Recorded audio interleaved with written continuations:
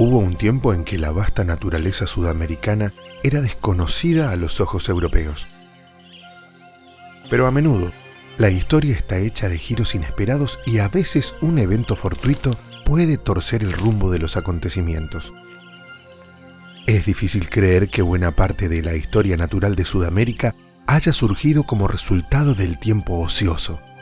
Sin embargo, cuando un ingeniero español es obligado a permanecer 20 años en América esperando una tarea que no llega, puede convertirse en un naturalista extraordinario.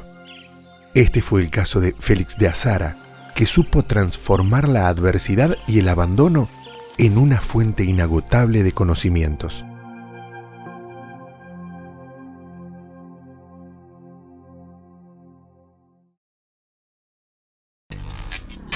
A mediados del siglo XVIII, las tensiones fronterizas entre portugueses y españoles sumergían en conflictos a los territorios sudamericanos.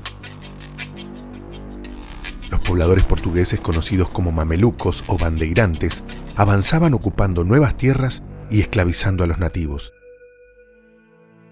La violencia latente y la pérdida de territorio español determinaron que ambos reinos firmaran a lo largo de más de 2 siglos varios tratados para fijar los límites de sus posesiones en América. Tras el arribo de Colón a América, España, que era la gran potencia, necesitó negociar o delimitar geográficamente sus posesiones con otra potencia que fue el Reino de Portugal. Pensemos que de 1492 a la firma del Tratado de Tordesillas pasaron apenas 2 años, o sea que esa necesidad fue imperiosa. El último de esos tratados, firmado en 1777, estableció los límites provisorios y designó varias comisiones demarcadoras encargadas de fijarlos en el terreno. Las comisiones españolas partieron en 1782. Una de ellas era liderada por Félix de Azara, un ingeniero militar que sentaría las bases para el conocimiento geográfico, biológico y antropológico de buena parte de Sudamérica. Félix de Azara nació en Barbuñales, en la provincia española de Huesca. El matrimonio de don Alejandro de Azara y los Sertales y María Teresa Perera tuvo 7 hijos, de los cuales Félix fue el anteúltimo. José Nicolás, el segundo de los hijos, ingresó a la nobleza como marqués y sería muy importante en el futuro de Félix. La infancia de Azara es poco conocida. A los 15 años ingresa a la Universidad Sertoriana de Huesca, pero antes de finalizar sus estudios, abandona la universidad y vuelve a su aldea natal. 2 años después, inicia su carrera militar. Esta decisión denota su vocación académica en plena Ilustración, cuando la ciencia comenzaba a disputarle a la religión el patrimonio del conocimiento. La universidad tenía conocimientos donde predominaba la religión, la filosofía, donde no se veía tanto al desarrollo puesto en el conocimiento científico. Y la Ilustración empieza y abre un mundo distinto de gente que tiene inquietudes, de que la ciencia es el progreso, es el avance, y Félix de Azara decide ir por esa línea. Y entonces él abandona la universidad para ir a la carrera militar. En la carrera militar estaban la ciencia moderna, estaban los conocimientos de ingeniería, de matemática y demás, que a él le permitieron tener un método, tener una formación, que después en sus viajes a América debe ser gran parte de lo que lo ayudó a hacer las descripciones, tener un método, generar un método prácticamente para describir esa naturaleza con que se encontró en América. Félix de Azara se gradúa como subteniente de infantería e ingeniero delineador de los ejércitos nacionales y comienza a trabajar en la construcción de puentes, la reparación de fortificaciones y otras obras de ingeniería. Pero en 1775, España invade Argel, desatando una batalla sangrienta. Azara participa por su condición de militar y se salva apenas de la muerte. A Azara le toca combatir contra Argel en el desembarco que hace en favor de España, y es una batalla que le va muy mal a España. hay una gran cantidad de heridos y Azara es uno de ellos y prácticamente lo dan casi por muerto. Y hay un marinero que lo rescata en la playa y con un cuchillo le extrae la bala. Ahí le salva la vida en ese momento y muchos años también tardó en recuperarse totalmente de esa herida. La herida fue en una costilla del lado del corazón. O sea, prácticamente no perdió la vida de casualidad. Realmente fue un milagro que se haya salvado en esa oportunidad. Luego de la batalla, Azara fue ascendido a teniente coronel de infantería, pero enseguida solicita su pase a la Armada. Estando en esta fuerza, es convocado a una misión de suma importancia. Por su experiencia, es designado para integrar la comisión que debía definir los límites entre las colonias de España y Portugal. El 13 de enero de 1782, Félix de Azara se embarca hacia América. Hace escalas en Río de Janeiro y Montevideo y llega a Buenos Aires 4 meses después.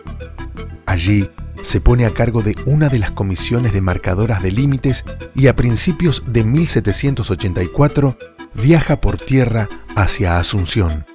En el primero de los viajes, ya Azara da pistas de quién es, porque si bien es trasladado para cumplir con su misión de asuntos geográficos, podríamos llamarlos, él ya se dedica a observar peces, anfibios, reptiles, y particularmente se detiene en las aves y en los mamíferos, y también en las personas, en las culturas originarias.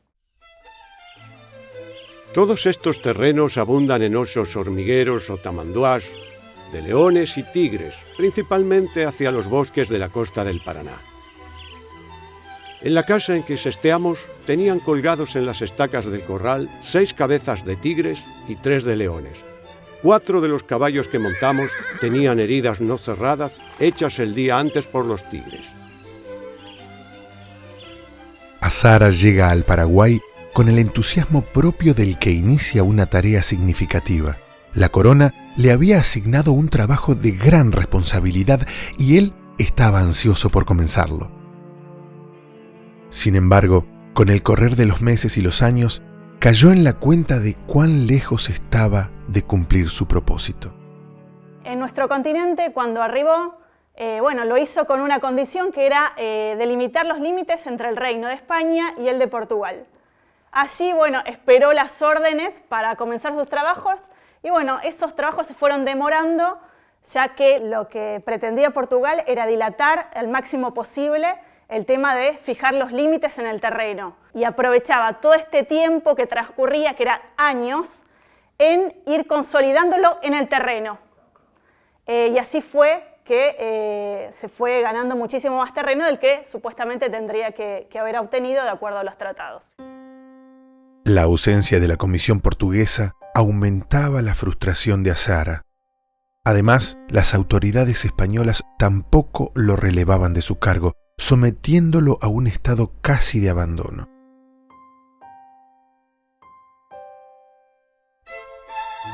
Sin embargo, el ingeniero estaba decidido a cumplir con sus órdenes. Compelido por un mandato superior, emprendió una tarea casi imposible, la de trazar los mapas por su cuenta y sin que las autoridades lo supieran. Como esperaba que los virreyes no me darían ni permiso ni ayuda, ante el temor de que yo abusara de su condescendencia con perjuicio de mi obligación principal, resolví cargar solo con la empresa y los gastos que ocasionara y viajar sin darles cuenta, pero sin perder un instante de vista el objeto de que estaba encargado. En consecuencia, hice un gran número de largos viajes por todas partes de la provincia del Paraguay y llegué hasta las misiones o pueblos de los jesuitas y hasta la vasta jurisdicción de la ciudad de Corrientes. Así dio inicio a una serie de viajes que sentarían la base de su extraordinario legado. Con instrumental insuficiente y temiendo ser descubierto por las autoridades coloniales, Azara no solo arriesgaba su dinero, sino también su posición frente a la corona. A lo largo de 11 años, viajó dentro y fuera del Paraguay, llegando a Misiones, el oeste de Brasil y Corrientes, donde pudo recorrer los esteros de Liberá. En estos viajes cruzó y navegó los ríos de la región. Recorrió selvas, bosques y sabanas, cartografiando cada detalle del territorio. Pero lo que hizo fue mucho más allá. No se me había dado instrucción para este caso. Desde luego, vi que lo que convenía a mi profesión y circunstancias era acopiar elementos para hacer una buena carta o mapa, sin omitir lo que pudiera ilustrar la geografía física, la historia natural de las aves y cuadrúpedos, y finalmente lo que pudiera conducir al perfecto conocimiento del país y de sus habitantes. A medida que cumplía sus órdenes, Azara encontró un nuevo rumbo para su vocación científica. Tomaba notas de plantas y animales, describiendo con precisión cada detalle que llamaba su atención. Consignaba cada poblado o caserío que encontraba en el camino con descripciones sobre sus habitantes, el idioma que usaban, sus hábitos y medios de vida. Recorrió la mayoría de las misiones jesuíticas abandonadas de la región, tomando apuntes sobre la población, las costumbres y en qué estado se encontraban. El ocio y el abandono hicieron de Azara un naturalista consumado.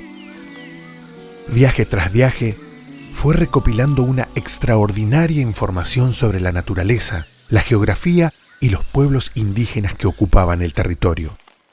Cada viaje de Azara es como un yacimiento de información y datos precisos y de primera mano. Cuando uno revisa sus observaciones, descripciones, él no solamente se detiene en rasgos físicos, anatómicos, morfológicos, sino que también muestra su capacidad de observación en vivo, es decir, en tiempos donde se estudiaba la naturaleza desde los gabinetes o los museos de historia natural con ejemplares o especímenes muertos, él reparó en las conductas de la fauna, en la etología que llamamos hoy, en las adaptaciones. Lo que tiene Azara que tal vez lo hace tan especial en la época es que es un observador muy moderno, para decirlo de alguna manera. O sea, él cuando agarra una especie no la ve simplemente como una especie de cuadrado, una especie de tipo que tiene que describir, sino que él lo estudia en todos sus aspectos. Intenta estudiar el macho, intenta estudiar la hembra, las crías, el nido, las medidas, los hábitos, lo que la gente pensaba de la especie. Es decir, él intenta abarcarla en un todo, no simplemente como un cuadradito estanco como se hacía en muchos casos en la época. Félix de Azara no conocía la clasificación de plantas y animales creada por Linneo y obtuvo tardíamente la obra del conde de Buffon. Así, debió desarrollar un método nuevo y particular para clasificar las especies que observaba. Tenemos que pensar que Azara no tenía ninguna formación naturalista, ninguna formación biológica. Esto es muy importante. Azara va a hacer una clasificación sobre la base de la nada, básicamente sus propios conocimientos, de los que él adquiere en el campo estudiando en detalle todas las especies que ve. Entonces él va a hacer una clasificación de los animales basado más que nada en nombres comunes y en similitudes entre las especies. Él hace un sistema casi propio, pero también observa y escucha la clasificación que hacían las comunidades biá o guaraníes, donde paradójicamente también el sistema era casi binomial, con dos palabras, como el sistema actual de los nombres científicos, donde muchas palabras en guaraní funcionaban como género y otras como especies. Entonces tenemos aguarachaí, aguaraguazú, aguarapopé, ¿no? Y aguará funciona como un género que nucleaba a los carnívoros. Su falta de formación académica como naturalista, más allá de ser un obstáculo, le brindó la posibilidad de convertirse en un observador agudo, desprovisto de los prejuicios inherentes a un marco conceptual rígido. De esta manera, algunas de sus impresiones cuestionan el dogma de la época que atribuía al ambiente el origen de las variaciones individuales. Y Azara ve que esto no es tan así. Él, cuando agarra animales del Nuevo Mundo, por ejemplo la lechuza de los campanarios, ve que tiene el mismo color que esa lechuza en Europa. Entonces dice, el ambiente tal vez no esté ejerciendo un gran cambio sobre las especies.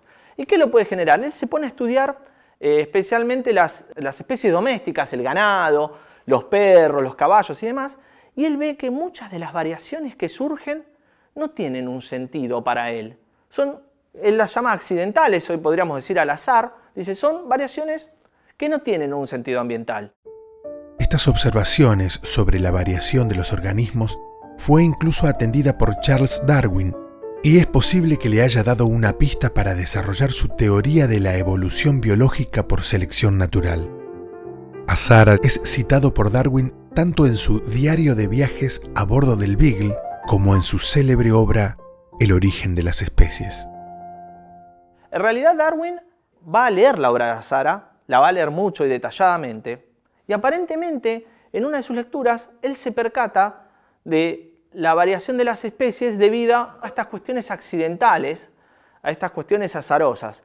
Y eso va a tener un impacto profundo en Darwin, porque la variación al azar dentro de una misma especie es uno de los pilares de su teoría de la evolución. La misma singularidad que empleó para describir la historia natural de aves y mamíferos, la aplicó para sus apuntes etnográficos. A diferencia de otros cronistas, Azara construyó una visión de conjunto de las etnias que conoció a partir de sus diferencias culturales y lingüísticas. La relación que él tiene con los pueblos originarios es muy distinta a la de otros naturalistas. Él, por ejemplo, la clasificación que hace de los pueblos originarios es única y es muy avanzada. ¿Qué hizo él? En vez de ir a clasificarlos, a medirlos y a estudiarlos, simplemente les preguntó a ellos cómo se consideraban. Entonces él les decía, bueno, ¿ustedes qué se consideran? Tal etnia. Bueno, yo los voy a llamar de la manera que ustedes se llaman a sí mismos. Y cómo ustedes se diferencian de los demás. Eso es fundamental. Un tipo en ese aspecto muy progresista, ¿no? Para la época es realmente algo prácticamente único. Sus observaciones lo llevan incluso a cuestionar los prejuicios del momento. Para Azara, el mestizaje dotaba de mejores condiciones a todos los seres vivos, una consideración que el naturalista hacía extensiva a los seres humanos. Él empieza con lo del mestizaje y demás, empieza a decir, yo la gente que físicamente veo mejor son los negros o los mestizos. Dice, ¿por qué el blanco es superior? Y es ahí que él se comienza a preguntar si Adán y Eva no habrán sido negros, si el mestizaje no mejora la especie, la raza humana, lo que él llamaba la raza humana. Y estos conceptos que si bien hoy en día pueden parecer algo discriminatorios o algo particulares, en el momento eran excesivamente progresistas. Nadie se animaba, nadie se le ocurría decir que un negro o un mestizo eran superiores a un blanco que podríamos llamar puro. En ese momento, realmente, yo creo que fue un quiebre y un corte muy importante que tuvo Azara con respecto a los naturalistas de la época. En muchos aspectos, Félix de Azara fue un adelantado a su época, y la trascendencia de su trabajo perdura hasta nuestros días. Sin embargo, a finales del siglo XVIII, la situación del naturalista era cada vez más precaria. Para 1794, Azara había perdido toda esperanza de poder concluir su misión. Llevaba más de una década en Sudamérica y la Comisión de Límites portuguesa seguía sin aparecer. En 1796, la situación cambió y Azara es convocado para trabajar en la frontera sur de Buenos Aires. Después de haber pasado así cerca de 13 años, recibí orden de regresar prontamente a Buenos Aires. Se me dio el mando de toda la frontera del sur, es decir, del territorio de los indios pampas, y se me ordenó reconocer el país avanzando hacia el sur porque se querían extender las fronteras españolas en esta dirección.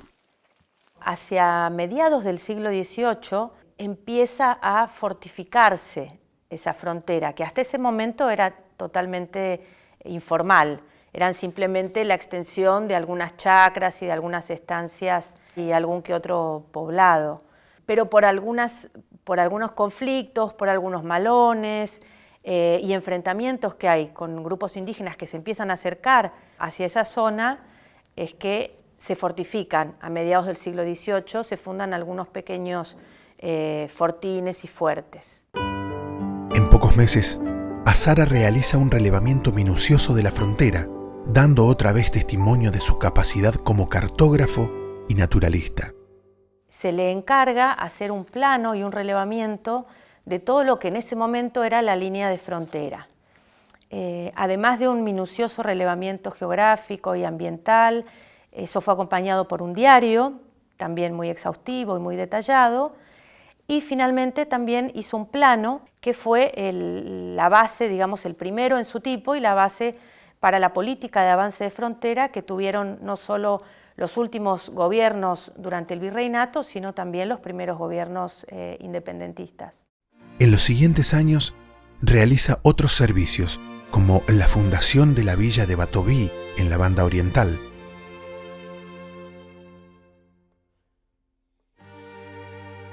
En 1801, Félix de Azara regresa finalmente a España dejando un legado científico extraordinario. Sin embargo, todo su aporte al conocimiento no llegó a aliviar quizá su desazón más profunda. Una carta dirigida a su hermano José Nicolás, luego de su arribo a España, deja en evidencia su congoja. Sin haber llegado a empleo visible y sin ocasión de hacerme conocer, he pasado los 20 mejores años de mi vida en el último rincón de la tierra, olvidado aún de mis amigos, sin libros ni trato racional, y viajando continuamente por desiertos y bosques inmensos y espantosos, comunicando únicamente con las aves y las fieras.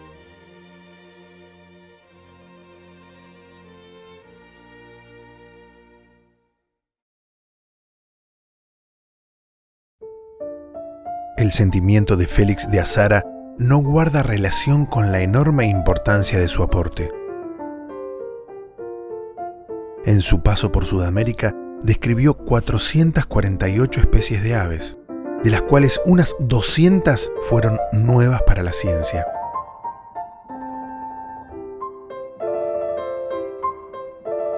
Además, dio a conocer 77 especies de mamíferos, de los cuales 62 fueron descritos por primera vez. Finalmente, en su obra sobre los cuadrúpedos incluyó también 7 especies de reptiles. Con el apoyo de su hermano José Nicolás, sus obras comenzaron a ser publicadas en Europa, constituyendo un aporte fundamental al conocimiento de la historia natural de aves y mamíferos sudamericanos. En el ocaso de su vida, recibió el reconocimiento de Georges Cuvier y otros famosos naturalistas contemporáneos. Su prestigio creció a medida que su obra fue siendo conocida, constituyéndolo como uno de los naturalistas más importantes de la Ilustración. En 1805, Francisco de Goya lo inmortaliza en una magnífica pintura. El retrato constituye uno de los pocos testimonios gráficos del gran Félix de Azara, el hombre que logró convertir el abandono y la adversidad en una fuente inagotable de conocimiento, legando un invaluable tesoro a la humanidad.